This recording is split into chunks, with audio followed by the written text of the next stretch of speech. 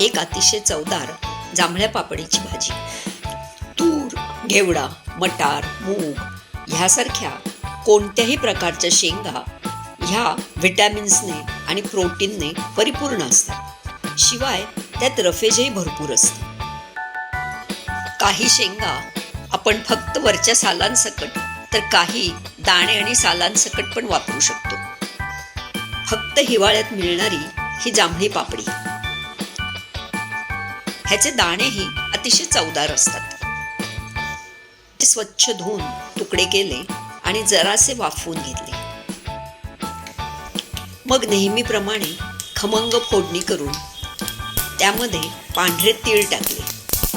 तीळ चांगले उडायला लागल्यावर त्यात वाफवून घेतलेल्या शेंगांचे तुकडे, चवीनुसार तिखट, हळद आणि थोडासा गूळ घालून गोडा मसाला घातला.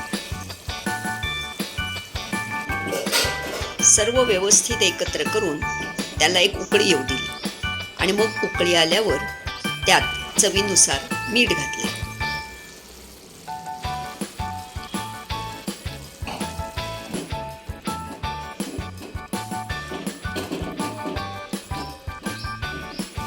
सर्वात शेवटी 2 टेबलस्पून शेंगदाण्याचं कूट घालून पुन्हा एक चांगली उकळी येऊ दिली आणि खाण्यासाठी तयार अत्यंत चवदार अशा जांभळ्या पापडीची भाजी. सीझनमध्ये येणाऱ्या भाज्या, शेंगा ह्या नक्की खायला हव्यात. करून बघा, खाऊन बघा.